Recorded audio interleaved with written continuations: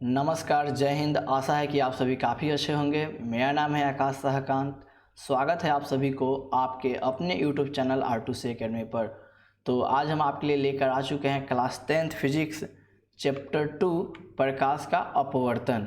इससे पहले हमने प्रकाश का परावर्तन पढ़ा था और ये प्रकाश का अपवर्तन है। तो प्रकाश के अपवर्तन को इंग्लिश में क्या बोलते हैं? Refraction of light. क्या बोलते हैं? Refraction of light. और अगर आप प्रकाश का परावर्तन वीडियो नहीं देखे हैं तो उसका लिंक जो है आपको हम डिस्क्रिप्शन बॉक्स में दे देंगे, जाकर वहाँ से देख लीजिएगा। वहाँ पे आपको प्ले लिस्ट का लिंक मिलेगा और प्ले लिस्ट के लिंक में आपको क्लास 10th के फिजिक्स के जितने भी चैप्टर है और जितने भी वीडियो बने हैं वहाँ पे सभी वीडियो का लिंक मिल जाएगा। और आप लोगों का कमेंट आ रहा था कि सर जितने भी न्यूमेरिकल क्वेश्चन उसको करवा दीजिएगा। तो जैसे ही प्रकाश का अपवर्तन चैप्टर ख़त्म होता है, क्योंकि आपके NCERT में क्या है बाबू, प्रकाश का परावर्तन और अपवर्तन एक ही चैप्टर है, ठीक है। उस चैप्टर का नाम है प्रकाश का परावर्तन तथा अपवर्तन। तो उसमें जितने भी क्वेश्चन होंगे, जितने भी न्यूमेरिकल क्वेश्चन होंगे, जितने भी थ्योरेटिकल क्वेश्चन होंगे, सभी क्वेश्चन को हम कवर करा देंगे। तो उसके लिए आप हमारे चैनल पर बने रहिए और आपको वीडियो पसंद पड़े तो वीडियो को लाइक कर दीजिएगा, अपने दोस्तों के पास शेयर भी कर दीजिएगा। आपको बहुत जल्द मिल जाएगा चैप्टर ख़त्म होने के बाद में NCERT का जितने भी सोल्यूशन होंगे सभी सोल्यूशन को ख़त्म किया जाएगा, ठीक है। यानी कि सभी सोल्यूशन को बनाया जाएगा इस चैनल पे। और साथ ही साथ अन्य भी जितने भी न्यूमेरिकल हो सकते हैं उस सभी न्यूमेरिकल को भी बनाया जाएगा। तो हमारे चैनल के साथ बने रहिए। और यह आपका प्रकाश का अपवर्तन का पार्ट 1 वीडियो होने वाला है और पार्ट 2 का भी लिंक आपको डिस्क्रिप्शन बॉक्स में मिल जाएगा जैसे ही पार्ट 2 बनता है। तो चलिए वीडियो को शुरू करते हैं। सबसे पहले आज का चैप्टर जो प्रकाश का अपवर्तन है, तो हम बता दें कि हम इससे पहले यानी कि प्रकाश के परावर्तन वाले चैप्टर में प्रकाश के बारे में बताए हुए थे। आखिर प्रकाश क्या है? प्रकाश एक ऊर्जा है। प्रकाश की चाल बताए हुए थे, यानी कुछ टॉपिक को बताए हुए थे प्रकाश के बारे में। उस टॉपिक का इस चैप्टर में भी यूज है। तो उस टॉपिक को आप नहीं देखे हैं तो एक बार देख लीजिएगा। ऐसे आपको हम जो नॉर्मली होता है उसको हम बता देते हैं। देखिए प्रकाश क्या है, तो प्रकाश एक प्रकार का ऊर्जा है। प्रकाश क्या है? एक प्रकार का ऊर्जा है। और इसकी जो स्पीड होती है ना 3 × 10⁻⁹ होती, 3 × 10⁸ मीटर प्रति सेकंड होती है, यानी कि 3 लाख किलोमीटर प्रति सेकंड होती है। और यह क्या होता है? निर्वात में ट्रेवल कर सकता है, जिसके कारण इसे विद्युत चुंबकीय तरंग भी बोलते हैं। क्या बोलते हैं? विद्युत चुंबकीय तरंग भी बोलते हैं। और इसके अलावा जो प्रकाश की चाल होती है 3 × 10⁸ मीटर प्रति सेकंड होती है। इसको हम 3 × 10⁵ किलोमीटर प्रति सेकंड भी कर सकते हैं। ये सभी बातों को याद रखिएगा। ये सभी बात आपको काफ़ी काम आएंगे इस चैप्टर में। अपवर्तनांक जब पढ़ेंगे हम ना उसमें काम आने वाले हैं। तो चलिए हम चलते हैं अपने चैप्टर की तरफ।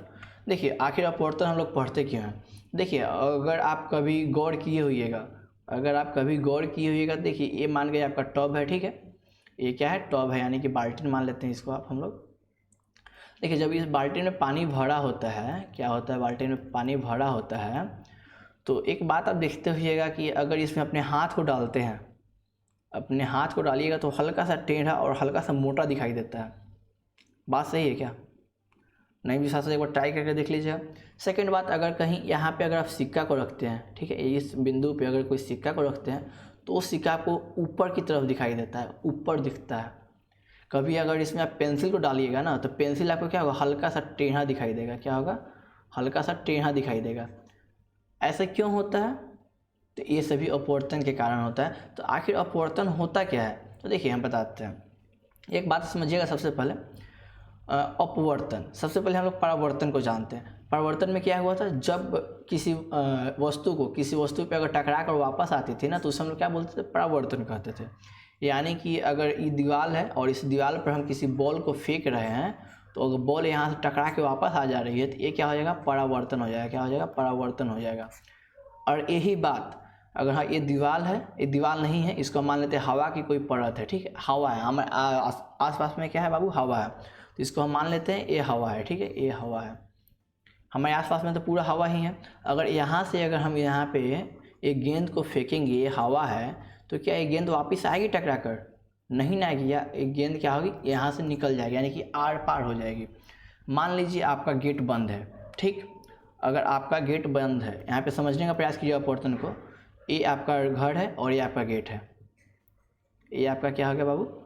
गेट हो गया। मान ली ये गेट है और गेट पे अगर हम गेंद बिकते हैं तो क्या होगा? गेंद वापस आएगा कि नहीं आएगा? वापस आ जाएगा। अगर यहाँ पे गेंद गिरता है तो वापस ऑटोमेटिक आ जाएगा। यहाँ से अगर हम गेंद को बिकते हैं तो यहाँ पे गेंद आ जाएगा, टकरा के वापस आ जाएगा। लेकिन यही बात अगर यही बात अगर हम देखें, ये जो आपका गेट है, ये जो आपका जो गेट है, गेट खुला हुआ है, गेट क्या है अब, गेट क्या है ओपन है, उस समय क्या था क्लोज था। तो यहाँ से अगर हम कोई गेंद को फेंकेंगे तो क्या गेंद वापस आएगा? नहीं ना आएगा, गेट के उस पार चला जाएगा। यही तो है अपवर्तन, यानी कि आर पार चला जाए, कोई प्रकाश की किरण या कोई वस्तु आर पार चला जाए उसे अपवर्तन बोलते हैं। समझ पा रहे हैं? और अपवर्तन का उपयोग हमारे दैनिक जीवन में होता है, जैसे कि हम पानी में देखते हैं किसी वस्तु को तो बड़ा दिखाई देता है, ऊपर की तरफ दिखाई देता है, ये सभी अपवर्तन के कारण ही होता है। तो इसके बारे में जानेंगे वीडियो में आगे। हमें आशा है कि आपको समझ में आएगा अपवर्तन आखिर होता क्या है। ठीक है, तो चलिए हम डिफिनीशन के माध्यम से समझते हैं आखिर अपवर्तन होता क्या है। देखिए, जब प्रकाश की किरण, यहाँ पे देखिएगा क्या कर रहा है, जब प्रकाश की किरणें एक माध्यम में प्रवेश करती है तो उसके पथ, दिशा, चाल में परिवर्तन होता है, तो इस घटना को प्रकाश का अपवर्तन कहते हैं। अभी आपको हम बताए हैं, देखिएगा एक बात को, जब कोई प्रकाश की किरण एक माध्यम, आखिर सर माध्यम क्या होता है, आखिर माध्यम क्या होता है, इसके बारे में हम आगे बताएंगे आपको माध्यम क्या होता है। इस बात को एक बार समझिए आप सिर्फ, जब कोई प्रकाश की किरण एक माध्यम, माध्यम आपको बता देते हैं, अभी थोड़ा समझ लीजिए। देखिए, माध्यम का मतलब होता है जैसे कि एक हवा है, ठीक है, हवा है, हवा क्या है, हवा भी एक माध्यम है, माध्यम। और पानी, पानी भी क्या है, एक माध्यम है, पानी भी क्या है, एक माध्यम है। यानी कि जितने भी चीज़ है ना, जो पारदर्शी चीज़ होंगे उसको यहाँ पे माध्यम के रूप में दर्शाया गया है। ठीक है, पारदर्शी, क्योंकि हमको अपवर्तन पढ़ रहे हैं बाबू, तो अपवर्तन किससे होगा, पारदर्शी चीज़ से होगा ना, पारदर्शी से होगा, क्योंकि अपारदर्शी से तो अपवर्तन कभी हो ही नहीं सकता है। तो यहाँ पे पारदर्शी चीज़ होना जरूरी है, तो वहाँ पे माध्यम को दर्शाएगा, जैसे कि हवा और पानी, ये सभी क्या है, माध्यम है। देखिए, जब प्रकाश की किरण हवा से पानी में जाएगी, ठीक है, जब प्रकाश की किरण, ये सपोज कीजिए ये हवा है और ये क्या है, पानी है, और हवा से पानी में जाएगी तो अपने इसके पथ में विचलन होगा, ये विचलन इधर भी हो सकता है, ये विचलन इधर भी हो सकता है, यानी कि सीधा जाना चाहिए ना, इसको सीधा नहीं जाएगा, ये कहीं भी जा सकता है। तो किधर जाएगा इसके बारे में हम लोग आगे पढ़ेंगे, इसको समझ लिए, हमें आशा है कि इसको आप समझ रहे हैं। और इसके पथ में, यानी कि उसके रास्ते में भी परिवर्तन होता है, उसके दिशा में, यानी कि इधर उधर मुड़ जाएगा। ठीक है, अगर इसको सीधा जाना चाहिए ना तो सीधा ना जाकर इधर जा सकता है या इधर भी जा सकता है, लेकिन सीधा नहीं जाएगा। पथ में भी चेंज हो गया, पथ यही होता है रास्ता, दिशा भी चेंज हो गया। और चाल, यानी कि अगर ये 3 लाख किलोमीटर प्रति घंटे की रफ्तार से जा रही है, मीटर प्रति सेकंड की रफ्तार से जा रही है, तो हो सकता है 3 लाख न जाके 2.5 लाख के करीब में जाए, 2 लाख के करीब में जाए।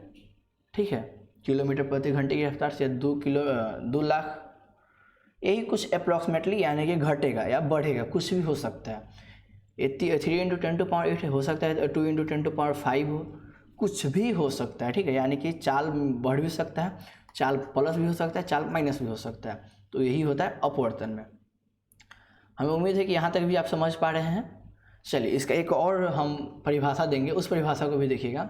अगर हम दूसरे शब्दों में कहना चाहें तो जब प्रकाश की किरण किसी पारदर्शी माध्यम से, अभी बोले ना पारदर्शी माध्यम से किसी दूसरे पारदर्शी माध्यम में जाती है तो उसके पथ में विचलन होता है। पथ यानी कि रास्ता, यानी कि दिशा, इसी समय विचलन होता है। विचलन मतलब क्या होता है, यानी कि बदलाव होता है। विचलन मतलब क्या होता है, बदलाव। विचलन मतलब क्या होता है, बदलाव, बदलाव होता है, जिसको प्रकाश का अपवर्तन कहते हैं। आशा है कि यहाँ तक आप समझ पा रहे हैं। देखिए, इसको फिगर के माध्यम से समझेंगे। देखिए, ये मान लीजिए कोई माध्यम है जिसे हम एक माध्यम 1 मानते हैं, माध्यम 1 मानते हैं, और इसे क्या मानते हैं, माध्यम 2 मानते हैं। और माध्यम 1 है, ये माध्यम 2 है। ठीक है, इसमें एक प्रकाश की किरण आई, इसको जाना चाहिए इस डॉट वाले लाइन पर, लेकिन जा कहाँ रहा है, इधर जा रहा है। ये इधर भी जा सकता था, ठीक है, ये इधर भी जा सकता था, लेकिन गया इधर है, और डॉट वाले लाइन पर नहीं गया है। यही तो है अपवर्तन। हमें आशा है कि यहाँ तक आपको अपवर्तन समझ में आ गया होगा। अगर समझ में आ रहा है तो वीडियो को लाइक कर दीजिए दोस्तों, अपने दोस्तों के पास शेयर भी कीजिए। चलिए, अब नेक्स्ट देखते हैं। देखिए, प्रकाश को अपवर्तन जो है उसको व्याख्या करने के लिए कुछ चीज़ें हैं जिसको हमको बारे में पढ़ना पड़ेगा। जैसे प्रकाश के अपवर्तन की पूरी व्याख्या के लिए निम्नलिखित कुछ पद है, तो इस पद को हम देखेंगे। तो सबसे पहले है आपतित किरण। ठीक है, आपतित किरण, इसका मतलब होता है इंसिडेंट रे। क्या होता है, इंसिडेंट रे, इसको इंग्लिश में बोलते हैं। और देखिए, इसका क्या काम होता है, देखिए, 2 माध्यमों को अलग करने वाली सतह पर पड़ने वाली प्रकाश की किरण को आपतित किरण कहते हैं। 2 माध्यमों को अलग करने वाली। तो देखिए, इसको हम बताते हैं आपको। इसको हम मानते हैं कोई परत है, यानी कि जैसे मान गए, सपोज कीजिए ये क्या है बाबू, ये कांच की सिल्ली है। ये क्या है, इसको हम क्या माने बाबू है, हम इसको माने हैं कांच, ठीक है। इसको क्या माने हैं, कांच माने हैं, इसको कांच माने हैं, और इसको क्या माने हैं, हवा माने हैं। तो बताइए दोनों अलग कहाँ पे हो रहा है, तो दोनों इसी परत पे अलग हो रहा है ना, इसी परत पे ना दोनों अलग हो रहा है। यानी कि इस परत पर यही इसी परत के बारे में हम बात कर रहे हैं अभी, यही ना परत है वो। मान गए ये माध्यम हवा है और ये क्या है, एक कांच है, और ये क्या है, कांच है। तो यही माध्यम ना अलग कर रही है दोनों को, यही वाली माध्यम ना दोनों को अलग कर रही है। तो देखिए वही बात है, अलग करने वाली सतह पर पड़ने वाली प्रकाशीय किरण। अच्छा, तो ये तो अलग कर रही है, और यही ना है जो किरण है, यही किरण है जो पड़ रही है यहाँ पे, ये किरण है। इसी किरण को क्या बोलते हैं, आपतित किरण कहते हैं। इसी किरण को क्या बोलते हैं, आपतित किरण कहते हैं। आशा है कि आप समझ पा रहे हैं आपतित किरण किसे कहते हैं। अगला देखते हैं, आपतन बिंदु। चलिए, जिस बिंदु पर आपतित किरण दिए हुए माध्यमों को अलग करने वाली सतह से टकराती है उसे आपतन बिंदु कहते हैं। फिर से फिगर को लाते हैं हम, देखिए आपतन बिंदु क्या होता है। क्या अगर जिस बिंदु पर आपतित किरण, जिस बिंदु पर, यानी कि आपतित किरण इसी बिंदु पर आके मिल रही है ना, इस बिंदु पर माध्यमों को अलग करने वाली सतह से टकराती है, अलग करने वाली सतह यही है, और इस बिंदु पर आके मिल रही है, उससे आपतन बिंदु कहता है। देखिए यही जो बिंदु है ना, पीला कलर से भी इसको बना रहे हैं, आप देख पा रहे होंगे आई थिंक। तो ये जो पीला कलर से जो हम इसको भी ड्रॉ किए हैं वही क्या है, आपतन बिंदु, से ही बोलते हैं आपतन बिंदु। यहाँ तक क्लियर है, आपतन बिंदु भी आपको समझ में आ चुका होगा। चलिए अगला देखते हैं पॉइंट। अगला पॉइंट हम बात करेंगे अभिलंब के बारे में। अभिलंब को क्या बोलते हैं बाबू, नॉर्मल बोलते हैं। क्या बोलते हैं, नॉर्मल। ये किसी सतह के किसी बिंदु पर खींचे गए लंब को उस बिंदु पर अभिलंब कहते हैं। किसी सतह के बिंदु पर, यानी कि किस बिंदु की बात हो रही है बाबू, तो यही है ना आपतन बिंदु, इसी बिंदु की बात हो रही है। इस बिंदु पर खींचे गए लंब, लंब मतलब होता है जिसका जो एंगल होता है ना 90 डिग्री हो, तो 90 डिग्री इसका एंगल है, यही क्या है, हमारा अभिलंब है। समझ पा रहे हैं फिगर के माध्यम से। और जो आपका डिफिनीशन आपको तो ऊपर लिखा है, आप डिफिनीशन पढ़िएगा, आपको समझ में आएगा। आप डिफिनीशन को भी हम समझा रहे हैं ना, तो आपको हमको आशा है कि आप लोगों को वीडियो बहुत अच्छा से समझ में आ रहा होगा। तो आगे का पॉइंट देखते हैं। अगला पॉइंट है अपवर्तित किरण, यानी कि रिफ्लेक्टिव रे। क्या है, रिफ्लेक्टिव रे, ठीक है, सॉरी रिफ्लेक्शन रे है ना बाबू, एक मिनट। अपवर्तित किरण, रिफ्लेक्शन रे, इसका वर्ड मीनिंग में आई थिंक डाउट हो रहा है, देख लीजिएगा एक बार, ठीक है। अपवर्तित किरण, ठीक है, तो दूसरे माध्यम में मुड़ जाती हुई, अच्छा, दूसरे माध्यम में मुड़कर जाती हुई प्रकाश की किरण को अपवर्तित किरण कहते हैं। बात समझिएगा, दूसरे माध्यम में, यानी कि माध्यम 1 में जो किरण है, वो किरण अगर माध्यम 2 में जाके मुड़ जा रही है, वही किरण क्या है, अपवर्तित किरण है। तो यहाँ पे समझिएगा फिगर के माध्यम से, ये किरण है, ये किरण को इस रास्ते पे जाना चाहिए, ये वाली जो किरण है इस रास्ते पे इसको जाना चाहिए, लेकिन ये किरण इस रास्ते से जा रही है, ठीक है। तो ये जो किरण अभी ड्रॉ कर रहे हैं हम, ये वाला जो किरण है, यही वाला किरण क्या है, अपवर्तित किरण है। क्या है, अपवर्तित किरण है। चलिए यहाँ तक समझ पा रहे हैं ना बाबू। इसे हम माध्यम 1 माने हैं ना, और इसे माध्यम 2 माने हैं। तो माध्यम 1 से माध्यम 2 में जो प्रकाश की किरण गई है और जो मुड़ गई है, यानी कि मुड़ी हुई किरण को हम क्या बोल सकते हैं, अपवर्तित किरण कहते हैं। 5वां पॉइंट है आपतन कोण। और देखिए जैसे हम लोग पढ़े हुए थे प्रकाश के परावर्तन में ना, आपतन कोण परावर्तन कोण, उसी प्रकार इसमें भी होता है एक आपतन कोण, ठीक है। तो आपतन कोण क्या होता है आप सभी को मालूम है। आपतित किरण आपतन बिंदु पर खींचे गए अभिलंब से जो कोण बनता है, यानी कि आपतित किरण और अभिलंब से बने हुए कोण को आपतन कोण कहते हैं। इसे आई से सूचित करते हैं, और इसे छोटा आई से सूचित करते हैं, ठीक है। देखिएगा अब यहाँ पे यही है ना बाबू, यही है आपका आपतन कोण, सॉरी आपतित किरण, और ये है अभिलंब। और ये जो एंगल बनेगा ना, ये वाला जो एंगल बन रहा है यहाँ पे, इसे ही क्या बोलते हैं, आपतन कोण बोलते हैं। और इसी के साथ हम आपको अपवर्तन कोण भी क्लियर कर देते हैं। चलिए इसको अपवर्तन कोण भी देख ही लेते हैं, सॉरी अपवर्तन कोण, हाँ।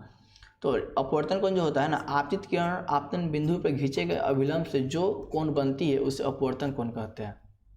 अच्छा, इसे आर से सूचित किया जाता है। यहाँ पे देखिएगा बात को, क्या करा आप, अपवर्तित किरण, ये है रहा आपका अपवर्तित किरण, और खींचे गए अभिलंब से जो कोण बनता है, तो खींचे गए अभिलंब यही ना बाबू, ये वाला अभिलंब है ना हमारा, और इससे जो कोण बनेगा, ये वाला जो कोण बन रहा है, इसे ही क्या बोलते हैं, जो आर एंगल है यहाँ पे, इसे ही क्या बोलते हैं, इसे ही बोलते हैं हम लोग अपवर्तन कोण। क्या बोलते हैं, अपवर्तन कोण। यहाँ तक क्लियर है आप सभी को। चलिए यहाँ तक तो आप सभी को समझ गए होंगे आपतित किरण। यहाँ तक आप लोग सभी को ही, हमें आशा है कि आप लोग समझ गए कि आपतित किरण क्या होती है, अभिलंब क्या होता है, विरल माध्यम क्या होता है। अभी नहीं समझे तो माध्यम के बारे में अभी हम आपको समझाते हैं, माध्यम समझ में आ जाएगा। ये दोनों क्या है, ये क्या है, आपतन कोण है, ये क्या है, अपवर्तन कोण है ये डेल्टा है बाबू, इसे बोलते हैं डेल्टा। और डेल्टा से विचलन कोण को सूचित किया जाता है। क्या होता है? विचलन कोण। इसके बारे में जान लीजिए, इसको हम कहते हैं विचलन कोण, ठीक है। विचलन कोण कहते हैं। आखिरकार विचलन कोण होता क्या है तो उसके बारे में आपको हम आगे बताएंगे, लेकिन उससे पहले थोड़ा यहाँ पे जान लीजिए। देखिए, प्रकाश की किरण को इस डॉट डॉट लाइन जो है, ये डॉट डॉट लाइन है, इस पर जाना चाहिए था, ठीक है। लेकिन जा कहाँ से रहा है? इस लाइन से जा रहा है ना। तो इस लाइन से जाना चाहिए था, इस लाइन से जा रहा है, तो इसमें कितना डिग्री का विचलन हुआ है उसे ही बोलते हैं विचलन कोण। इससे हम क्या कहते हैं? डेल्टा से सूचित करते हैं। इसे क्या बोलते हैं? डेल्टा बोलते हैं, ठीक है। इसे क्या बोलते हैं? डेल्टा बोलते हैं। इसे क्या बोलते हैं? डेल्टा बोलते हैं। इस सिंबल को डेल्टा बोलते हैं, याद रखिएगा। क्लियर है यहाँ तक? यहाँ तक कोई दिक्कत नहीं होना चाहिए आप सभी को।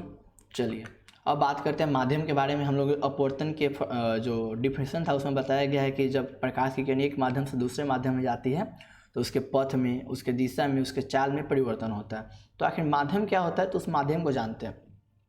देखिए, माध्यम क्या होता है? किसी स्थानीय क्षेत्र में मौजूद पदार्थ की उस क्षेत्र का माध्यम कहते हैं।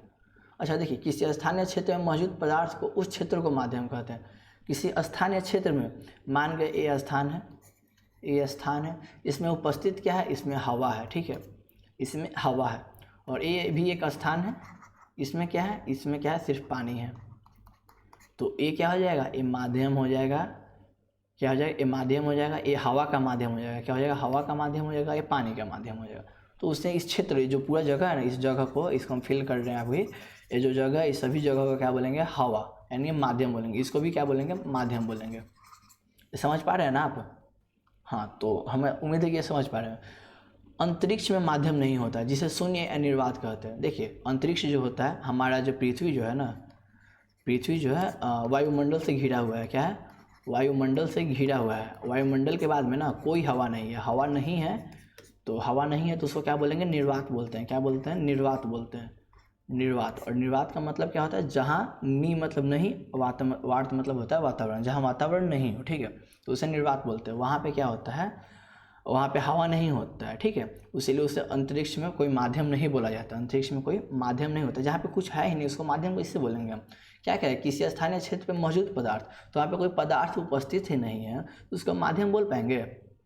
निर्वात में कुछ नहीं होता। निर्वात मतलब कुछ नहीं होता, तो वहाँ पे हम कैसे बोल देंगे कि वो माध्यम है? तो जो निर्वात होता है वो माध्यम नहीं होता है। यहाँ तक क्लियर है? और देखिए, माध्यम के ना दो प्रकार होते हैं। माध्यम के कितने प्रकार होते हैं? माध्यम के दो प्रकार होते हैं। कौन कौन होता है? पहला होता है सघन माध्यम और दूसरा होता है विरल माध्यम। पहला क्या होता है? सघन माध्यम और दूसरा क्या होता है? विरल माध्यम। तो सबसे पहले आज हम जानते हैं सघन माध्यम आखिरकार होता है क्या, उसके बाद में जानेंगे विरल माध्यम के बारे में। चलिए आगे विरल माध्यम आ गया। चलिए, एनिमेशन में कुछ प्रॉब्लम था उसके बारे में हटाते हैं। यहाँ पे देखते हैं सघन माध्यम। देखिए, सघन माध्यम आखिर होता क्या है? तो वह माध्यम जिसके कण किसी दूसरे माध्यम की तुलना में एक दूसरे के करीब हो उसे सघन माध्यम कहते हैं। अच्छा बाबू, एक बात बताइएगा, अच्छा किसको बोलते हैं? अच्छा किसको बोलते हैं और बुरा किसको बोलते हैं? अच्छा और बुरा किसे बोलते हैं? आई थिंक बुरा गलत लिखे हैं ना जी, हम बुरा गलत लिखे थे। अच्छा, अरे क्या हो गया यार? हाँ सही था, बुरा वो सही था। अच्छा, तो अच्छा और बुरा किसे बोलते हैं हम? अच्छा और बुरा किसे बोलते हैं? मान के ए राम है और ए क्या है? सोहन है। सोहन क्या करता है? राम जो क्या करता है? राम जो है ना, ये राम एक बहुत अच्छा लड़का है। राम क्या है? एक अच्छा लड़का है। डिसिप्लिन में रहता है। ये क्या करता है? डिसिप्लिन में रहता है और ये सबकी बातों को मानता है। ये आज्ञाकारी है। क्या है? आज्ञाकारी है।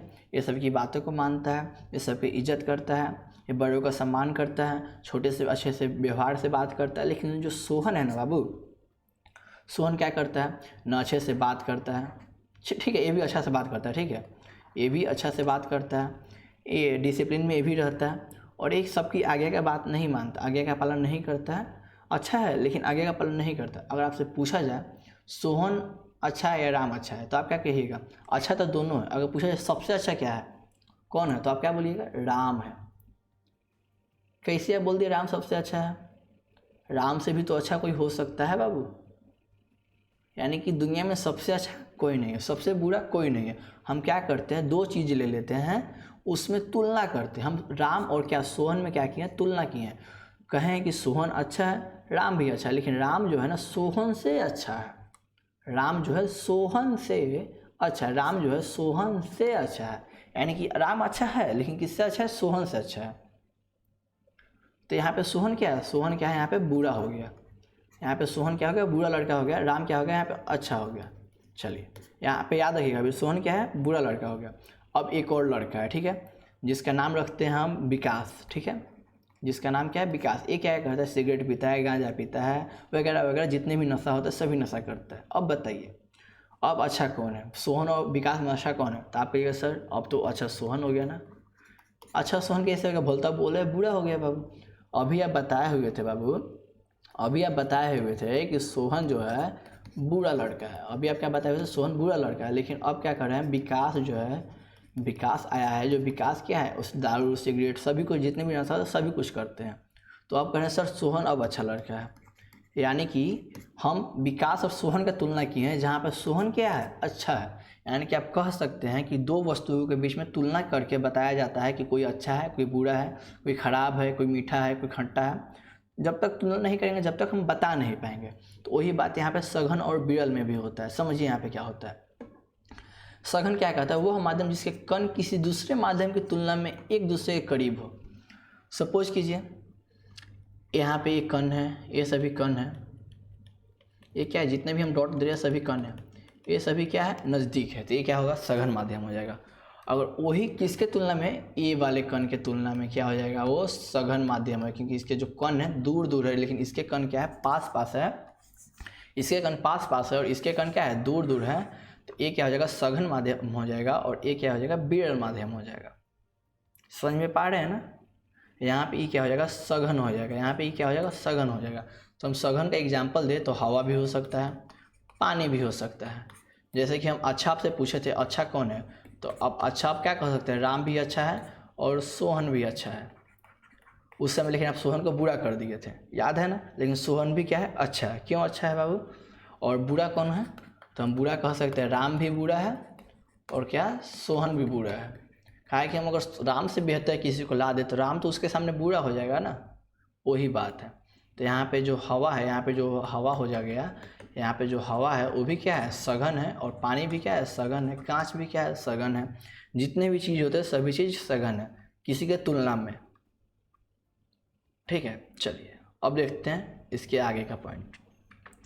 जैसे हवा की तुलना में पानी क्या है, सघन माध्यम है। पानी की तुलना में कांच क्या है, सघन माध्यम है। इसका एग्जाम्पल इसी प्रकार होगा। यानी कि हम किसी चीज़ का तुलना करके बता सकते हैं कि कौन अच्छा है कौन खराब है। उसी प्रकार हम तुलना करेंगे, पानी क्या है, सघन है, तो हवा क्या है, विरल है। पानी क्या है, यहाँ पे क्या हो गया, देखिए यहाँ पे पानी क्या है, यहाँ पे पानी को भी हम सघन बना दिए हैं, और यहाँ पे देखिए कांच को सघन कर दिया। पानी है फिर भी कांच सघन है। यानी कि सघन बदलते रहेगा, विरल भी बदलेगा। यानी कि तुलना करने के आधार पर होगा। विरल विरल कर रहे हैं उसी समय से हम, लेकिन आपको विरल के बारे में बताया नहीं। तो देखिए विरल क्या है, वह माध्यम जिसके कण दूसरे माध्यम की तुलना में एक दूसरे से विरल हो, यानी कि दूर हो, यानी कि अलग हो, एक दूसरे से दूर हो। ठीक है, तो उसे क्या बोलते हैं, विरल बोलते हैं। यानी कि ये वाला जो माध्यम है, यहाँ पे बहुत दूर दूर हम ड्रॉ कर रहे हैं, यहाँ पे दूर दूर ड्रॉ कर रहे हैं, लेकिन यहाँ पे क्या है, नज़दीक नज़दीक ड्रॉ कर रहे हैं। तो अब बताइए इसमें सघन कौन है, विरल कौन है। तो ये वाला माध्यम जो है अभी विरल हो जाएगा, और ये वाला माध्यम क्या हो जाएगा, सघन हो जाएगा। समझ पा रहे, एक दूसरे का तुलना किया जाता है। अब बताइएगा, और ये मीडियम वाला है। अच्छा, अगर हम यहाँ पे तुलना करें, अब ये तो विरल है, आप कह दिए विरल है सर, क्लियर है। अच्छा, तो अब बताइए बाबू, और हम इसका और इसका तुलना करें, इसका यानी कि इसको हम 1 मानते हैं, अब इसको 2 मानते हैं, और इसको 3 मानते हैं, और 1 और 3 का तुलना करें तो अब इसमें सघन कौन है, तो सघन क्या है, 3 ही है। विरल कौन है, तो विरल यहाँ पे 1 है। अब 1 और हम 2 को तुलना करें तो अब विरल कौन हो जाएगा, अब विरल क्या हो जाएगा, 2 हो जाएगा। यानी कि तुलना करना है हमको, क्या करना है, तुलना करके पता करना है ये कौन सघन है कौन विरल है। तो यहाँ तक आपको, हमको उम्मीद है कि अच्छे से समझ में आ चुका होगा। अगर समझ में आ रहा है तो वीडियो को लाइक कर दीजिए, अपने दोस्तों के पास शेयर भी कर दीजिएगा, जिससे हमें मोटिवेशन मिलता है और वीडियो बनाने में भी काफ़ी अच्छा लगता है। तो आप लोग वीडियो को लाइक कीजिए, अपने दोस्तों के पास शेयर भी कीजिए। नेक्स्ट स्टेप देखते हैं, और इसके कुछ कारण भी है, यानी कुछ यूज भी, उसके बारे में भी जानते हैं। देखिए, माध्यम द्वारा अपवर्तन। माध्यम द्वारा अपवर्तन, यानी कि बात करेंगे तो विभिन्न माध्यमों में प्रकाश का अपवर्तन जो भिन्न भिन्न रूप में होता है। आपको हम शुरू में ही वीडियो स्टार्ट होने के समय में ही बताए थे कि आपको हम बता रहे हैं कि जिस प्रकार ये टब है, ये क्या हो गया, हमेशा डूडो हो जाता है कुछ, ये आपका टब है और इस टब में यहाँ पे अगर सिक्का रखा हुआ, इसमें पानी है, ठीक है, इसमें पानी है और इसके अंदर देखिए तो आपको सिक्का ऊपर दिखाई देता है। ये ऊपर क्यों दिखाई देता है? ये तो माध्यम में अपवर्तन हुआ जिसके कारण दिखाई देता है, वही बात है, इसी सब को हम बारे में पढ़ेंगे। यानी कि विभिन्न माध्यम में जो है प्रकाश का अपवर्तन जो है ना विभिन्न रूप में होता है। चलिए उसको देखते हैं। सबसे बड़ी बात है कि हम सघन और विरल में देखेंगे। तो जब प्रकाश की किरण विरल माध्यम से चलकर सघन माध्यम में प्रवेश करती है, यानी कि जब प्रकाश की किरण सघन यानी कि विरल माध्यम में चलकर सघन माध्यम में जाती है, यानी कि विरल मतलब दूर दूर, जिसका कण दूर दूर हो उस माध्यम से निकल के जिसके कण नज़दीक हो उसके पास जाती है, तब प्रकाश की किरण जो है ना अभिलंब की ओर झुक जाती है। मान के ये अभिलंब है तो ये अभिलंब है तो इसकी ओर झुक जाएगी, ठीक है। इस बात को समझते हैं। देखिए इस एनिमेशन के द्वारा आपको सब कुछ समझाएंगे। देखिए सबसे पहले हम इसके परावर्तक सतह मान लेते हैं, क्योंकि आपको हम बताया है ना कि जो अलग करता है, जो माध्यम को अलग करता है उसे परावर्तक सतह बोलेंगे। तो देखिए इसे ऊपर वाला को हम विरल माध्यम मान लिए और नीचे वाला को क्या माने हैं, सघन माध्यम। यानी कि ऊपर वाला कोई भी माध्यम है वो विरल माध्यम है। अगर आप एग्जाम्पल की बात करें तो अगर ऊपर को हम हवा मानते हैं तो नीचे को क्या मानना पड़ेगा पानी मानना पड़ेगा। पानी माने, कांच माने, कुछ भी मान सकते हैं जो पानी की तुलना में क्या हो, सघन हो, उसको हम यहाँ पे मान सकते हैं। लेकिन हम पानी और हवा नहीं मानेंगे, सिर्फ सघन और विरल देखेंगे। तो ऊपर वाला विरल है और नीचे वाला सघन है। जब प्रकाश की किरण आपतित होगी तो टेढ़ा निकल जा रही है, लेकिन इसको जाना कहाँ से चाहिए था, इसको जाना चाहिए था इस बिंदु से। देखिए इस बात को देखिएगा, जब प्रकाश की किरण क्या हो रही है, आपतित हो रही है, इसको जाना चाहिए सीधा, लेकिन ये क्या हो रही है, टेढ़ा जा रही है। और इसको कहाँ जाना चाहिए, तो इस डॉट वाले लाइन से जाना चाहिए। तो देखिए अभिलंब कहाँ खींचा जाता है, जब जो बिंदु होता है ना आपतन बिंदु, उसी पर अभिलंब खींचा जाता है, उसके बारे में बताए हुए हैं। देखिए यहाँ पे अभिलंब हम खींच चुके हैं, ये रहा मेरा अपना अभिलंब। तो देखिए यहाँ पे क्या हो रहा है, जो किरण है अभिलंब के पास जा रही है ना, अगर ये अभिलंब से इधर जाती तब तो हम कहते हैं अभिलंब से दूर जाए, लेकिन ये अभिलंब के पास आ रही है, इसको इधर जाना चाहिए। देखिए इसको किधर जाना चाहिए, इसको इधर जाना चाहिए, इसको इस लाइन पे जाना चाहिए, लेकिन इसको इधर आ रही है, क्या हो रही है, इधर आ रही है, तो अभिलंब की ओर जा रही है ना बाबू। तो वही बात कर रहा है, जब प्रकाश की किरण विरल माध्यम से चलकर सघन माध्यम में जाती है तो अभिलंब की तरफ मुड़ जाती है, यानी कि झुक जाती है। समझ पा रहे हैं इस बात को? चलिए हमें आशा है कि यहाँ तक आप समझ पा रहे हैं बहुत अच्छे तरीके से। और ये हमारा क्या है, ये हमारा अभिलंब है और इसको हम क्या बोलेंगे, ये जो रे है, ये जो किरण आई है ना, इसको हम आपतित किरण बोलते हैं। ये वाली जो किरण है इसको आपतित किरण बोलेंगे और ये वाली किरण को क्या बोलेंगे, अपवर्तित किरण बोलेंगे। क्या बोलेंगे, अपवर्तित किरण। और ये तो हमारा क्या हो जा रहा है, इस लाइन पर काल्पनिक रेखा, इसे हम काल्पनिक मान लिए हैं कि इस लाइन पर इसको जाना चाहिए था, लेकिन इस लाइन पर ना जाके इस लाइन पर जा रही है, ठीक है। और ये देखिए ये जो हमारा क्या है, ये हमारा हो जाएगा एंगल आई। और हम आपको बताए हुए थे इसे क्या बोलते हैं, इस एंगल को बोलते हैं एंगल आई और इस एंगल को बोलते हैं आपतन कोण। क्या बोलते हैं, आपतन कोण। आपतन कोण को किससे सूचित किया जाता है, आई से सूचित किया जाता है, ठीक है। और नीचे क्या हो जाएगा, अपवर्तन कोण। क्या हो जाएगा, ये वाला अपवर्तन कोण। इसे क्या बोलेंगे, अपवर्तन कोण। और इसे किससे सूचित किया जाता है, आर से सूचित किया जाता है। और जो डेल्टा है उसको तो आप बताएं, ये विचलन कोण बोलते हैं, ये विचलन हुआ है, ठीक है। यानी कि इसको जाना चाहिए यहाँ से और ये गया है यहाँ से, तो इसके और इसके बीच के जो एंगल है उस एंगल को क्या बोलते हैं, विचलन कोण कहते हैं। क्या बोलते हैं, विचलन कोण, यानी कि विचलन कोण, ठीक है। अब देखते हैं दूसरा पॉइंट। जब प्रकाश की किरण सघन माध्यम से चलकर, उस समय क्या था, विरल, उस समय दूर दूर वाला से नज़दीक वाला में आ रहा था, ठीक है। अब क्या हो गया है बाबू, अब हो गया नज़दीक वाला से नज़दीक वाले पार्ट को अब दूर दूर वाले में जाना है, यानी कि सघन माध्यम से विरल माध्यम में जाना है।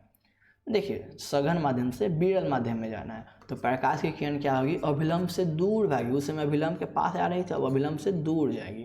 तो उसको समझते फिर से एनिमेशन के माध्यम से समझेंगे, वही प्रोसेस करेंगे। एक क्या बोलते हैं, परावर्तक सतह ले लेंगे और ऊपर सघन माध्यम ले लिया और नीचे विरल माध्यम आपकी बढ़ ली है, ठीक है। और यहाँ से एक प्रकाश की किरण निकली है तो इसको जाना चाहिए था सीधा, लेकिन सीधा ना जाके ऊपर की तरफ जाने लगी, ठीक है। ये हमारा अभिलंब हो गया, इसके बारे में तो आपको जानते ही हैं। इसको जाना चाहिए सीधा, लेकिन जा कहाँ से रही है, ऊपर के माध्यम से जा रही है। यानी कि देखिएगा एक बात को, इसको जाना चाहिए यहाँ से, ठीक है। तो इस लाइन से जाती तो ठीक है, कोई बात नहीं है, लेकिन ये क्या हो रही है, अभिलंब से दूर भाग रही है, ऊपर जाने की प्रयास कर रही है, सोच रही है कि और ऊपर चले जाए। तो क्या हो रहा है, इसे बोलते हैं सघन माध्यम से विरल माध्यम में जाने पर अपवर्तन। ठीक है, देखिए इसका नाम रखते हैं तो इसको हम जानते हैं, इसको क्या बोलते हैं, आपतित किरण बोलते हैं, और इससे नीचे वाला को क्या बोलते हैं, अपवर्तित किरण। ये वाली किरण को अपवर्तित किरण बोलते हैं। ठीक है, और इसको एंगल आई से यानी कि आपतन कोण एंगल आई, ये हो जाएगा परावर्तन कोण एंगल आर, और ये जो हो जाएगा विचलन कोण हो जाएगा डेल्टा से। ए वाला जो है आपका डेल्टा, आप समझ पा रहे हैं, इसको भी हम बताएं, इसको डेल्टा बोलते हैं। क्या बोलते हैं, डेल्टा, इसे डेल्टा बोलते हैं। ठीक है, और ये जो आर जो है, आर का मतलब होता है हमारा अपवर्तन कोण। ठीक है, ये होता है आपतन कोण, ये होता है अपवर्तन कोण। क्लियर है, चलिए हमें आशा है कि यहाँ तक आप सभी को अच्छे से समझ गए होंगे। आगे का पॉइंट हम देखते हैं, आगे का पॉइंट भी काफ़ी महत्वपूर्ण होने वाला है। देखिए, अब जब कोई प्रकाश की किरण जो है ना, ये मान के कोई माध्यम है, ये सघन माध्यम है, और ये क्या है, विरल माध्यम है, या ये विरल माध्यम है, और ये क्या है, सघन माध्यम है। ये क्या है, सघन माध्यम है। ये कोई भी माध्यम हो, ठीक है बाबू, माध्यम कोई भी हो, या ये सघन माध्यम है, सघन माध्यम। अगर इसके लंबवत यानी कि 90 डिग्री का कोण बनाते हुए जाएगी तो सीधा जाएगी, पार कर जाएगी, यानी कि यहाँ से निकलेगी ना तो यहाँ से निकल जाएगी, कहीं टेढ़ा टाढ़ी नहीं जाएगी, यानी कि कहीं भी इसका क्या होगा, विचलन नहीं होगा। विचलन क्या होगा, नहीं होगा। समझिएगा बात को, इसको एनिमेशन के माध्यम से। जब कोई माध्यम, यानी कि ये मान लीजिए एक कांच है, तो ये ऊपर क्या हो गया, हवा हो गया, और नीचे भी क्या हो गया, हवा हो गया। ठीक है, ऊपर कांच है, नीचे हवा है, ऊपर हवा है। तो एक माध्यम से, माध्यम 1 से माध्यम 2 में गई है, लेकिन कोई विचलन नहीं हुआ। माध्यम 3 में भी गई है, कोई विचलन नहीं हुआ, क्योंकि लंबवत है, यानी कि ये 90 डिग्री का, यहाँ पे क्या है, 90 डिग्री का एंगल बना रही है। यहाँ पे क्या है, 90 डिग्री का एंगल बना रही है, और यहाँ पर भी क्या है, 90 डिग्री का एंगल बना रही है। इसलिए यहाँ पे क्या हो रहा है, कोई विचलन नहीं हो पा रहा है। समझ में आ रहा है ना बाबू, जहाँ पे 90 डिग्री का एंगल बन जाए, जहाँ पे लंबवत पड़े, वहाँ पे विचलन नाम का कोई चीज़ उत्पन्न ही नहीं होगा। अच्छा, अब बताइएगा, जब सघन से विरल में जाए, सघन से विरल में जाए तो अभिलंब से दूर जाती है, और सघन विरल से सघन में आए तो अभिलंब के करीब आती है। बात क्लियर है ना, चलिए यहाँ तक हमको उम्मीद है कि सभी को क्लियर होगा। अब पढ़ेंगे हम क्या होता है पार्श्विक विस्थापन के बारे में। आखिर पार्श्विक विस्थापन होता क्या है। देखिए, आपतित किरण और निर्गत किरण के बीच लंबवत दूरी को पार्श्विक विस्थापन कहते हैं। तो इसके बारे में आपको हम बताते हैं। आपको ये डिफिनेशन से आपको मतलब डर लग रहा होगा, क्या निर्गत किरण, क्या पार्श्विक विस्थापन। तो देखिए आपको हम बताते हैं, एक एनिमेशन हम तैयार की है। ये देखिए, ये है हमारे कांच की सिल्ली, यानी कि ऊपर हवा मानेंगे, चलिए ऊपर हवा है, नीचे भी हवा है। ठीक है, एक कांच की सिल्ली है, इसे क्या माने, इस वाली बिंदु को हम क्या माने, ये वाली जो पूरा ड्रो है ना लाल कलर से बाबू, ये जो लाल कलर से पूरा जा रहा है, ये सभी क्या है, कांच की सिल्ली है। तो यहाँ पे माध्यम चेंज हो जाएगा हमारा, ये माध्यम 1 है, ये माध्यम 2 है, और ये क्या हो जाएगा, माध्यम ये 1 ही रह जाएगा ना, क्योंकि हवा हवा है तो माध्यम 1 ही बोलेंगे इसको। चलिए, यहाँ से कोई प्रकाश की किरण निकलेगी, तो ये प्रकाश की किरण विरल माध्यम से, ये प्रकाश की किरण विरल माध्यम से कहाँ जा रही है, सघन माध्यम में जा रही है। तो देखिए कहाँ जाएगी, अभिलंब से क्या होगी,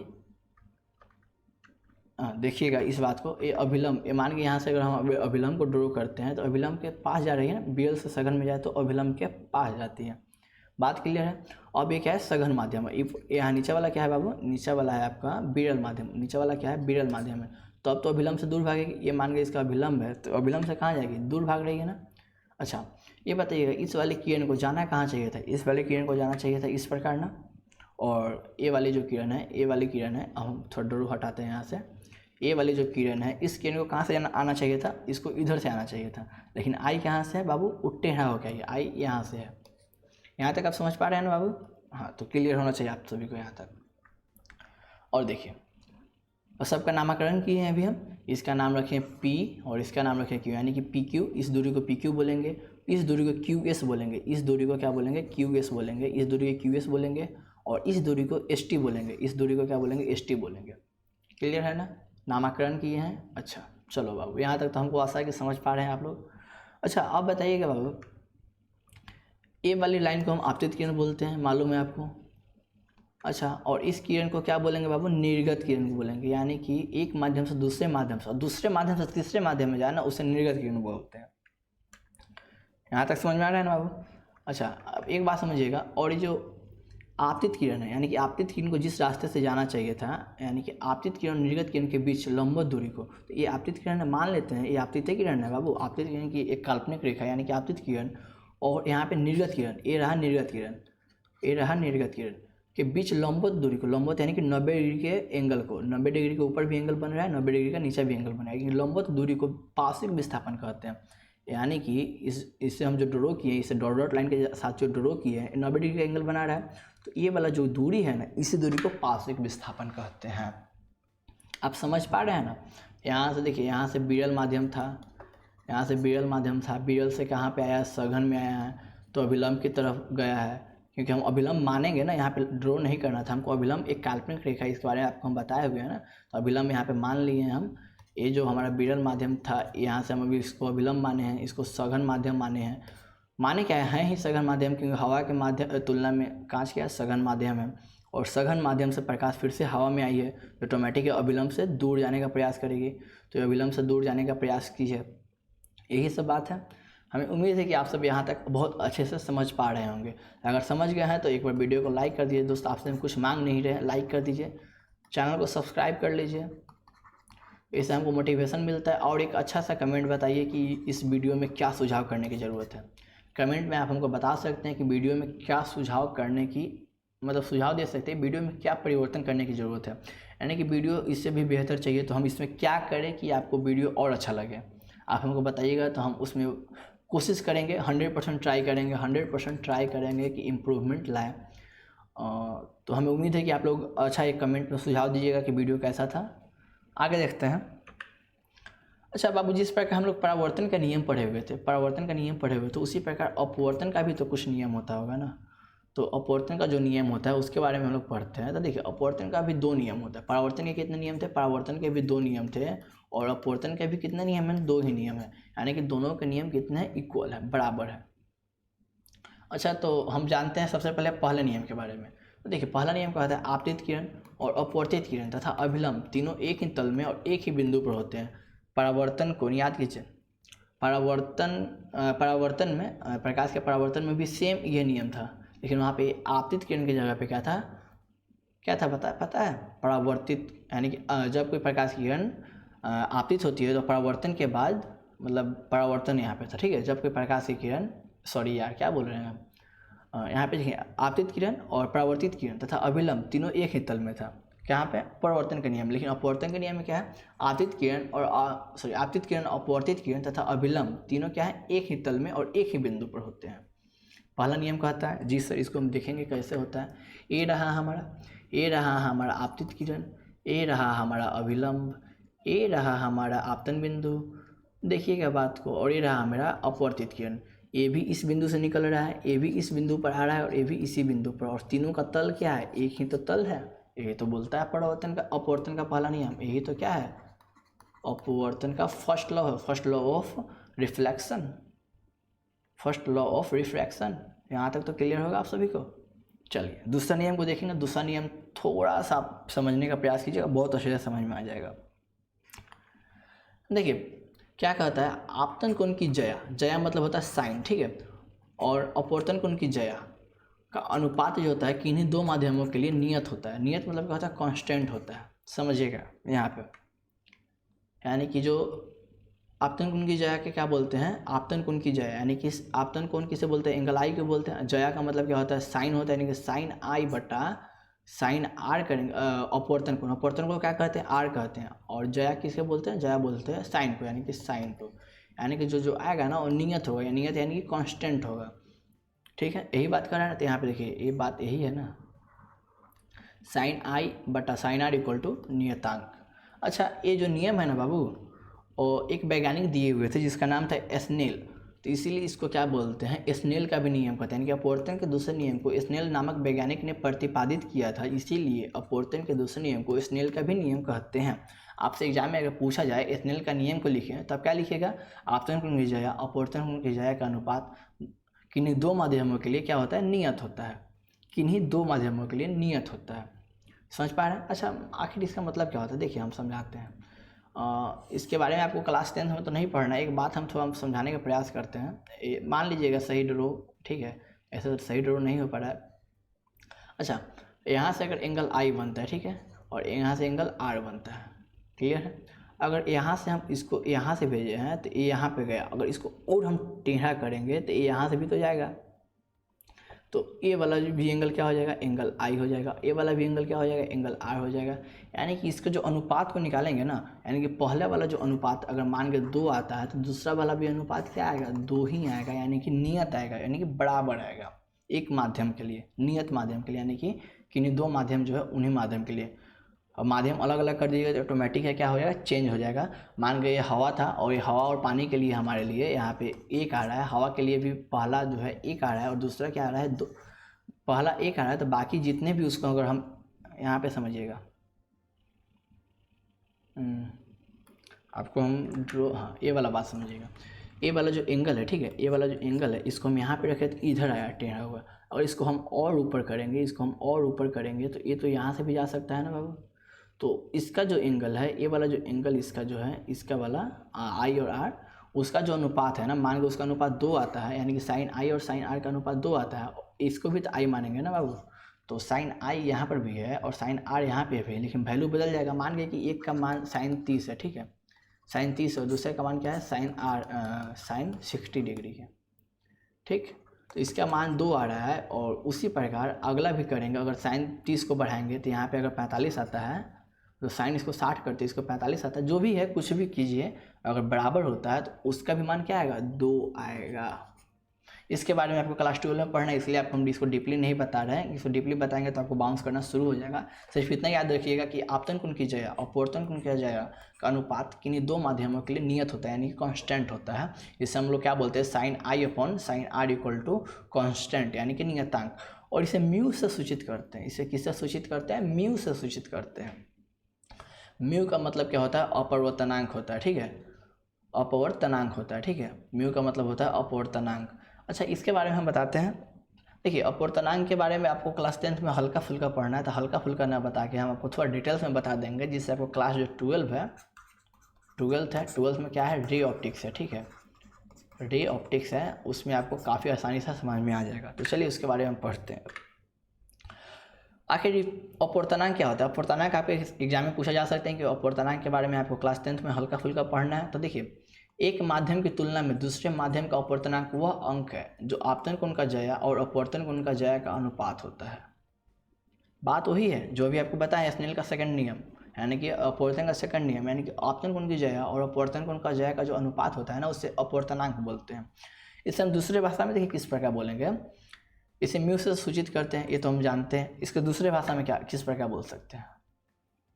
अच्छा, अभी तो हम आपको फॉर्मूला बताएं, साइन आई बराबर जो होता है साइन आर होता है, और इसको हम लोग दूसरे भाषा में अगर बोलना चाहेंगे तो इसको इस प्रकार बोल सकते हैं। दूसरे शब्दों में, किसी माध्यम का अपवर्तनांक शून्य यानी कि निर्वात में प्रकाश की चाल और उस माध्यम में प्रकाश की चाल का अनुपात होता है। यानी कि हम कह सकते हैं किसी माध्यम का अपवर्तनांक यानी कि n बराबर निर्वात में प्रकाश की चाल। तो आपको मालूम है निर्वात में प्रकाश की चाल होती है 3 × 10⁸ मीटर प्रति सेकंड होती है, और किसी माध्यम में प्रकाश की चाल का अनुपात होता है। ये सी जो है, सी का मतलब होता है प्रकाश का अपवर्तनांक। यहाँ तक आपको क्लियर होगा। चलिए आगे देखते हैं। यहाँ तक ये तो बात समझ गए हैं, इसको हम आगे डिफाइन करते हैं। देखिए, यही ना हमारा फार्मूला यही आया है ना, निर्वात में प्रकाश की चाल जो सी होता है और माध्यम में प्रकाश की चाल CM होता है, ठीक है। अच्छा बाबू, एक और बात बताइएगा, हम यहाँ पर उदाहरण देख लेते, उसके बाद में आपसे हम पूछेंगे, उसके बाद में बताइएगा। तो उदाहरण में 1 नंबर उदाहरण देखते हैं। अगर हम मान लेते हैं कि हमको निकालना है हवा का, ठीक है, हवा का तो हटाई, हवा का निर्मल होता है, इक्वल होता है, इक्वल मान लेते हैं। निर्वात में जो प्रकाश की चाल होती है ना, उसी को हम हवा में प्रकाश की चाल मान लेते हैं। देखिए यहाँ पे कांच का अपवर्तनांक अगर हमको निकालना है तो सबसे पहले हमको क्या चाहिए, निर्वात में प्रकाश की चाल। तो निर्वात में प्रकाश की चाल हम सभी को मालूम है 3D × 10⁸ मीटर प्रति सेकेंड कहिए, या 3D × 10⁵ किलोमीटर प्रति सेकेंड कहिए। दोनों में से कोई एक होगा। तो देखिए, हम दोनों में से कोई एक ले लेते हैं। यहाँ पे ले लिए 3 × 10⁵ किलोमीटर प्रति सेकेंड, और जो कांच में प्रकाश की चाल जो होती है ना, 2 लाख किलोमीटर प्रति सेकेंड होती है। अगर इसको हम सॉल्व करें तो 3 जीरो से यहाँ पे 3 जीरो खत्म, 2 जीरो से 2 जीरो खत्म, यानी कि 3/2 आएगा। अगर आप 3/2 को सॉल्व करते हैं तो 1.5 आएगा। क्या आएगा, 1.5 आएगा। यानी कि हम कह सकते हैं कांच का जो अपवर्तनांक होता है 1.5 आता है। यहाँ तक आप हमको उम्मीद है कि समझ पा रहे हैं अपवर्तनांक किस प्रकार निकालते हैं। उसी प्रकार अगर हम कांच को छोड़कर अब किसी अन्य चीज़ में निकालें, यानी कि अब निकालते हैं जल में अपवर्तनांक, तो जल में प्रकाश की चाल पता करते हैं। तो जल में प्रकाश की चाल जो होती है हमको 2.5 लाख किलोमीटर प्रति सेकंड होती है, ठीक है। 2.2 लाख बोले इसको 2,25,000 किलोमीटर प्रति सेकंड बोलते हैं, ठीक है। 2,25,000 किलोमीटर प्रति सेकंड, 2.5 लाख नहीं होता बाबू, 2.5 लाख का मतलब 2,50,000 होता है, ठीक है। लेकिन यहाँ पे 2,25,000 किलोमीटर प्रति सेकंड है। इसको कटाएंगे तो 3 जीरो से 3 जीरो कट जाएगा और यहाँ पे बचा क्या 300 और 225। क्लियर है ना। चलिए इसको हम कटाते हैं। इसको किस प्रकार कटाएंगे देखिएगा, अगर हम इसमें 4 से और इसको 3 से कटाएंगे तो कटेगा क्या? कटेगा? नहीं कटेगा क्या? नहीं समझ में आया आपको ना, हम समझाते हैं। देखिए अगर हम क्या करें, यहाँ पे कटाने का निंजा टेक्निक समझते हैं। ये 3 जीरो तो ये 3 जीरो ख़त्म हो जाएगा। अगर हम कितना का पढ़ा 4 मरतब तक पढ़े कि 300 आ जाएगा। सोचिए एक बार, कितना का पढ़ा, सॉरी 300 लाना ना, कितना का पढ़ा हम 4 मरतब तक पढ़े कि 300 आ जाएगा, और कितना का पढ़ा हम 3 मरतब तक पढ़े कि 225 आ जाएगा। बताइए। इसको कटाने का हम निंजा टेक्निक आपको बता रहे हैं, अभी आपको हम बता देंगे, लेकिन अभी हम आपसे थोड़ा देखना चाहते हैं आप लोग क्या कर रहे हैं, ठीक है। तो देखिएगा, अगर हम इसकी बात करें ना तो अब हम कह सकते हैं यहाँ पे 1 मिनट। अच्छा, तो यहाँ पे हम कह सकते हैं ना कि अगर 75 का पढ़ा 4 मरतबे में पढ़ा जाए और 75 का पढ़ा 3 मरतबे में पढ़ा जाए, तो 4 मरतबे पढ़ेंगे तो 300 और 3 मरतबे पढ़ेंगे तो 225 आ जाएगा। यानी कि अगर 4/3 को यहाँ पे हम 4/3 कर दिया, 4/3 को अगर कटाएंगे तो 1/3 आ जाएगा, 1.33 आ जाएगा। तो हमें उम्मीद है कि यहाँ तक आपको समझ में आ चुका होगा। अब बात करते हैं अपवर्तनांक के बारे में, एक और मैजिकल बात।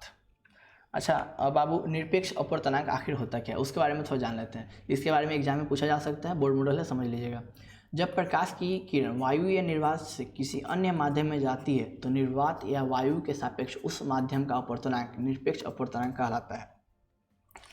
यानी कि सोचिए, जैसे कि हमारा अभी हम जो आपको पढ़ा रहे हैं, हम किससे पढ़ा रहे हैं आपको? हम पढ़ा रहे हैं प्रेजेंटेशन से, यानी कि पीपीटी से। सपोज कीजिए कुछ भी है, ये जो हम आपको लिख के ला रहे हैं उससे हम पीपीटी बोलते हैं, ठीक है। आपको पीपीटी अगर नहीं समझ में आ रहा तो इसको हम खुद बनाते हैं, ठीक है। इसको हम क्या करते हैं? खुद बनाते हैं। तो हम किसी के ऊपर डिपेंड है? कोई बना कर देगा तो हम पढ़ाएंगे? नहीं ना, हम खुद बना रहे हैं, तो ये हम निरपेक्ष हो गए। एक काम को हम निरपेक्ष कर रहे हैं। अगर वही काम पीपीटी हम किसी और से बनवाते हैं, क्या करते हैं, किसी और से बनवाते पीपीटी को और हम पढ़ाते, तो ये क्या होता है? सापेक्ष होता है। कोई हमको करके देगा तो हम पढ़ पाएंगे। वही बात है, निरपेक्ष और सापेक्ष में अंतर समझिए। तो देखिए, जब वायु में प्रकाश की जो चाल निकलती है ना, वायु में निर्वात में, तो वो तो 3 लाख किलोमीटर प्रति सेकंड होती है, 3 लाख किलोमीटर प्रति सेकंड होती है, 3 लाख किलोमीटर प्रति सेकंड होती है। उससे हम क्या बोलेंगे? सापेक्ष वर्तमान बोलेंगे, अपवर्तनांक बोलेंगे, ठीक है। यहाँ पे बात समझिए, जब प्रकाश की किरण वायु निर्वात से किसी अन्य माध्यम में जाती है, जब कोई प्रकाश की किरण वायु या निर्वात से किसी अन्य माध्यम में जाती है तो निर्वात या वायु को सापेक्ष वर्तमान कहते हैं। यानी कि कोई प्रकाश की किरण डायरेक्टली निर्वात में से किसी माध्यम में जाए, यानी कि हवा में से कांच में जाए तो निरपेक्ष अपवर्तनांक हो जाएगा, हवा में से पानी में जाए निरपेक्ष हो जाएगा, निर्वात में से कागज में मतलब पानी में जाए वो भी निर्वात क्या हो जाएगा? निरपेक्ष हो जाएगा। तो उसका जो फार्मूला होता है, यानी कांच में अपवर्तनांक को हम बोलेंगे, कांच का अगर अपवर्तनांक निकालना है तो निर्वात में प्रकाश की चाल बटा कांच में प्रकाश की चाल। उसी प्रकार जल में अपवर्तनांक निकालना, ये सभी क्या निरपेक्ष अपवर्तनांक है। ये सभी क्या है? निरपेक्ष अपवर्तनांक है। तो निर्वात में प्रकाश की चाल बटा जल में प्रकाश की चाल, ये सभी निरपेक्ष अपवर्तनांक है। अगर हमको जल से कांच में गुजारना हो तो क्या होगा? उसे ही बोलते हैं सापेक्ष वर्तमान। देखिए, जब प्रकाश एक पारदर्शी माध्यम से दूसरे पारदर्शी माध्यम में गमन करता है तो पहले माध्यम को सापेक्ष और पहले माध्यम के सापेक्ष दूसरे माध्यम का अपवर्तनांक आपेक्षिक अपवर्तनांक होता है। देखिए, उसको समझने का प्रयास कीजिएगा। यहाँ पे आपको थोड़ा दिक्कत हो सकता है क्योंकि ये थोड़ा हार्ड टॉपिक है। जब प्रकाश एक पारदर्शी माध्यम से, यानी कि मान गए कि ये हवा है, हवा नहीं पानी है, ये पारदर्शी माध्यम में पानी से दूसरे माध्यम में गमन करता है, यानी कि कांच में गमन करता है। क्या करता है? कांच में गमन करता है। तो पहले माध्यम के सापेक्ष, यानी कि इस माध्यम के सापेक्ष दूसरे का अपवर्तनांक को ही क्या बोलते हैं हम? सापेक्ष या अपेक्षिक अपवर्तनांक बोलते हैं। हमें उम्मीद है कि आप यहाँ तक समझ पा रहे होंगे। देखिए, अब इसको हम समझाने के लिए एनिमेशन तैयार किए, उस एनिमेशन के माध्यम से समझिएगा। दूसरे शब्द में भी इसको कह सकते हैं दो माध्यमों में निरपेक्ष अपवर्तनांक, यानी कि दो माध्यमों में निरपेक्ष अपवर्तनांक के अनुपात को, यानी कि ये देखिए सी जी के अपवर्तन क्या बोलेंगे इसको हम अभी डिफाइन करेंगे, पहले उसको हम समझ लेते हैं, ठीक है। माध्यम 1 में अपवर्तनांक अगर निकालना है हमको, माध्यम 1 में अपवर्तनांक निकालना है, ठीक है। माध्यम 1 का अपवर्तनांक N1 है, ठीक है। माध्यम 1 का अपवर्तनांक क्या है? N1 है। और माध्यम 2 का अपवर्तनांक N2 है।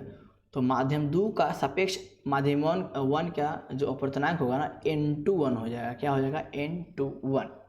समझिएगा बात को। माध्यम 1 का अपवर्तनांक N1 है और माध्यम 2 का अपवर्तनांक N2 है। तो माध्यम 2 के सापेक्ष, यानी कि माध्यम 2 के रिस्पेक्ट में जो एक का जो अपवर्तनांक होगा ना N21 हो जाएगा। उसको हम इस प्रकार लिख सकते हैं N21 को हम किस प्रकार लिख सकते हैं? N2, यानी कि माध्यम 2 का अपवर्तनांक बटा माध्यम 1 का अपवर्तनांक।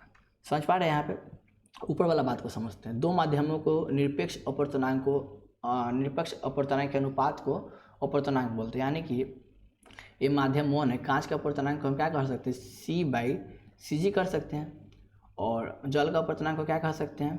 C/Cw कर सकते हैं। इसका अनुपात को, अनुपात मतलब क्या होता है? भागा को, ठीक है।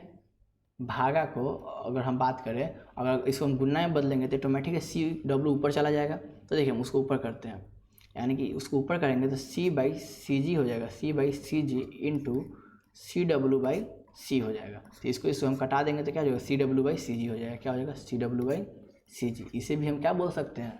सापेक्ष अपवर्तनांक बोल सकते हैं। क्लियर है ना बात को? एक बार वीडियो को इस पार्ट को बहुत देख लीजिएगा, आपको बहुत अच्छे से समझ में आ जाएगा। अच्छा, इस बात को अब समझते हैं। ये बात तो अभी हम लोग लाए हैं, सिद्ध किए थे। अच्छा, किसी माध्यम में अपवर्तनांक, यानी कि निर्वात में प्रकाश की चाल बट्टा माध्यम में प्रकाश की चाल होती है। क्लियर है ना?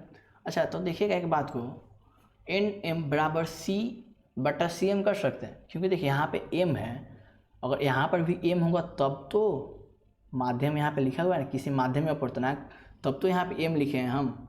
यहाँ पे m होगा लेकिन छिपा हुआ है, क्योंकि अच्छा नहीं लगता है। अपवर्तनांक को हम n से ही सूचित करते हैं।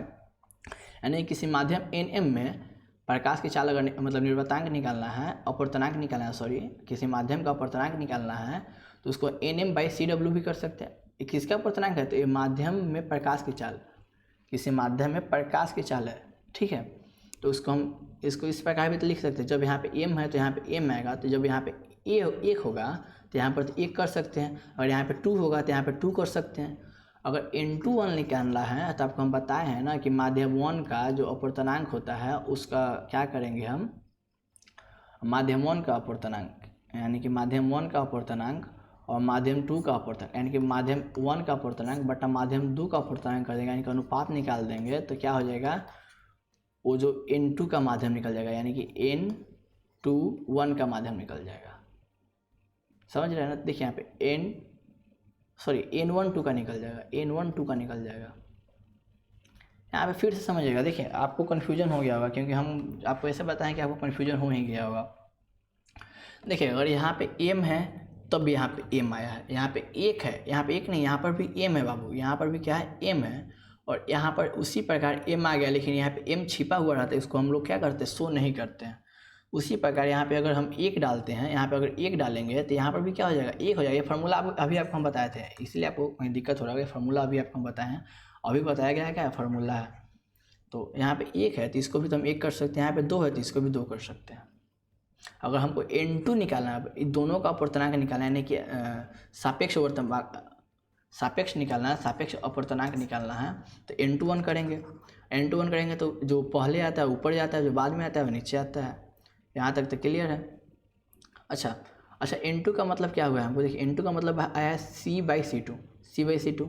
N1 का मतलब क्या है? C/C1। A1 का मतलब C1/C1।